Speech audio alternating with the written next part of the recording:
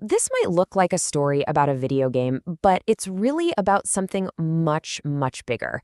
It's about the future of the internet itself. So let's dive into this wild showdown between a global gaming giant and a country that's dead set on controlling its digital borders. Okay, picture this. It's December 2025, and out of nowhere, Russia pulls the plug on Roblox. Just gone, nationwide. One of the biggest gaming platforms on the entire planet, a place where millions hang out, just goes dark for a whole country. And the fallout? Oh, it was instant, and it was huge. We're not talking about some tiny niche game here.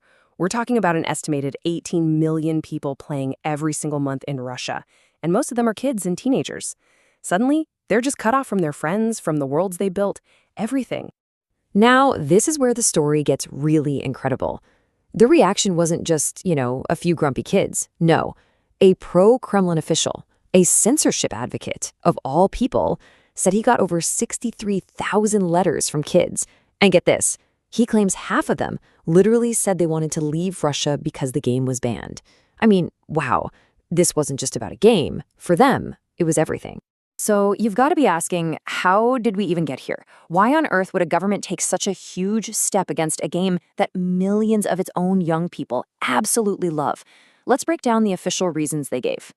All right, so Russia's media regulator, this group called Roskomnadzor, they basically laid out a two-part argument. On one hand, they brought up some pretty serious child safety concerns, things like criminal activity and harassment. But then, on the other hand, they were super clear about ideological control. They specifically called out what they termed LGBT propaganda, which under Russian law is now labeled as extremist activity. So you've got this mix of legitimate-sounding concerns right alongside pure political censorship. And just to give you a sense of the scale here, what Roblox stood to lose was absolutely staggering. Before this ban, the game had been installed on phones and tablets in Russia 70 million times. That is a massive, massive market to just get locked out of overnight. But the story doesn't end there, not even close. Because the people most affected, the kids and the teens, they didn't just sit back and take it. They organized and they pushed back in a way you almost never see in Russia today. And I mean, this was a full-on outcry. We're talking coordinated social media campaigns, video petitions. We already mentioned the tens of thousands of letters to that one official, but the Kremlin itself even admitted they got many letters. But the most incredible part? This protest jumped from the digital world into the real one, with actual in-person street protests, which are incredibly rare there. In the Siberian city of Tomsk, a couple dozen protesters stood out in the snow holding these handwritten signs. And this quote from one of them, it just nails it. It connects their favorite game to this much bigger, scarier political reality. This idea of a new digital iron curtain falling around Russia.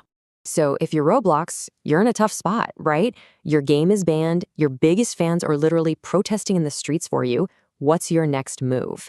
Well, the path they chose was pretty unusual. See, while a lot of other big US tech companies have basically told Russia no thanks and either pulled back or left completely, Roblox went a different way. They went straight to the regulators. They offered to change their rules, to limit certain features, whatever it took to comply with Russian law. And this wasn't their first rodeo. They'd actually done something similar to avoid a ban in Turkey. And here's their official line. Roblox put out a statement saying they respect local laws and that this is all about a shared commitment to children. It's a strategy of cooperation, of putting access to the market above everything else. You could call it a pragmatic choice, but man, it's a choice with some huge, huge implications. Okay, let's zoom out for a second because this whole Roblox ban, it's not happening in a vacuum. It was really just the latest and maybe the loudest move in Russia's long-term plan to build a wall around its piece of the internet. To really get what's going on, you have to understand this term, sovereign internet. This is the goal. It's the idea of creating a purely national web that the government can control, where it can filter what you see and where it can push its own homegrown apps and services. Basically cutting the country off from the free flow of the global internet.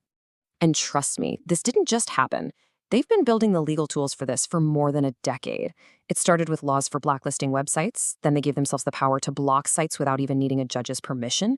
We all saw the big fights with apps like Telegram. So the recent squeeze on WhatsApp and FaceTime, and now the Roblox ban, it's just the next logical step in this long march. So what's supposed to fill the void left by Roblox? Well, funny you should ask. Right as Roblox was getting banned, a new state-supported game called Bloksili started getting pushed hard in Russian schools. But is it a real replacement? Roblox is free. Bloksili costs money every month. Roblox is all about playing with tons of other people. Bloksili didn't even have multiplayer when it came out. It really makes you wonder if the ban was ever about safety or if it was just about clearing the way for a domestic, government-controlled competitor. So this story, even though it's set in Russia, it has enormous consequences for every single one of us. It's a real-life preview of a concept that tech experts have been warning us about for years. And it really forces us to ask a deeply uncomfortable question. Is this it? Is this fragmented, walled-off version the future of that global internet we all grew up with? The concept has a name. It's called the Splinternet. It's the nightmare scenario where the one open global internet we know shatters into a bunch of different national internets, each one with its own rules, its own censorship, its own approved version of reality. The whole dream of a connected global village just vanishes, replaced by a bunch of digital walled gardens. And that, right there, is why this matters so much. This conflict isn't just a quirky story about a video game. It's a perfect case study of the central fight for the soul of the internet today. The clash between global platforms built on open access and national governments that demand total local control. Which leaves us with the one question that will define the next chapter of the internet. As more and more countries start building their own digital walls, what will these global platforms do? Would they compromise their core values just to keep access to a market? Or will they hold the line, leaving millions of people stranded on the other side of a growing digital divide? The choice they make is going to shape the internet for an entire generation to come.